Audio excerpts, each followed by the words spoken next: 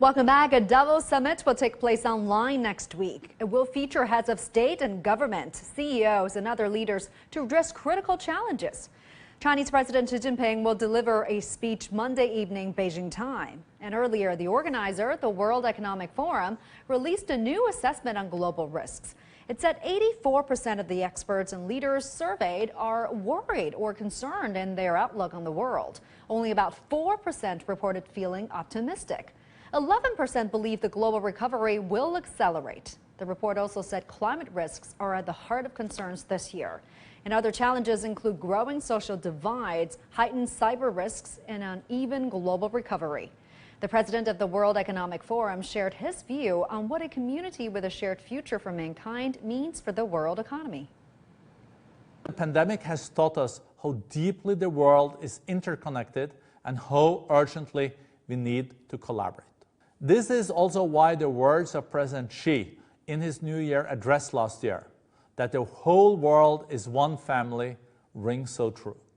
The President's idea of a shared future aligns with the World Economic Forum's mission of strengthening public-private cooperation. Looking at the year ahead, building and deepening global connections will be so crucial. The only way we can end the pandemic, strengthen our economies, and address climate change is by working together. The reality is that global challenges need global solutions. Now, to discuss this, we're joined via Skype by Professor Liu Zhiqin, a senior research fellow at the Chongyang Institute for Financial Studies at the Renmin University of China. Welcome to the program, as always, Professor. Now, at last year's Davos meeting, Chinese President Xi Jinping said that the world should champion multilateralism and build a community with a shared future for mankind. But how has China been doing that in practice in the past year? I believe that the whole world has seen clearly that China has done its best the last year and also has the best performance in the economic recovery and also in the global cooperation promotion activities. I think in the first three fields that we can highlight that what China has done for the global cooperation. For instance, China has always actively joined all the international organization, international agreement, like RCEP.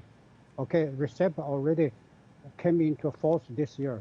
So this is what China also has done that to promote the global cooperation. And the second, also China has also applied to join this CPTPP, another agreement that even more active that to cooperate in the global economic business. So, and the third, China has done its best to make our vaccine as a public goods, and we support and we transfer all the vaccine to all over the world, those countries who are needed. So all this cooperation China has done that has encouraged the cooperation and the connections with the, all over the members of the world. So as we say last year in Davos forum, we said the global challenge needs global solutions. What China has done is already that we provide all these global solutions to deal with global challenges. This is what China has made a great contribution to the world economy. Now, Professor, the World Bank downgraded this year's global economic growth forecast from 4.3% to 4.1%. What's that based on? Does that mean we're not going to see accelerated global recovery? What do you think? I believe that such a forecast has a little bit downgraded the forecast in the year of the economic recovery as a global market as a whole. We see that based on two major problems or major questions. First is still the pandemic is not clear what the pandemic is going to develop, because most of the developed countries are still in the shadow of new pandemic outbreak. They are dealing with the pandemic outbreak with all of efforts. Still, some countries have failed, especially in European countries or in the United States. So they have to concentrate their financial and even labor force that to deal with such pandemic outbreak. this is a poor management that when we say that what's happening in the Western country. And the second, also we have to see this developed country have to deal with the unexpected inflation rate. We see that the inflation in the United States, even in the European countries, are unexpected. So they are trying to spend more money and spend more efforts to deal with this inflation. I think this is the two major reasons that the World Bank has downgraded the forecast of the economic recovery this year. But still, there's some positive signs. For instance, the emerging market is very dynamic and also very promoted that to deal with all these problems they are facing.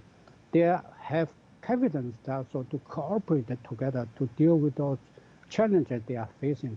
This is two different pictures. One picture in the Western country, the other picture is in emerging market, especially in Asian countries. We can see dynamic and a very active mobility of the business. So this is a good sign for all this recovery, especially the cooperations and the coordinations and the connections between these countries are getting closer and closer and more effective.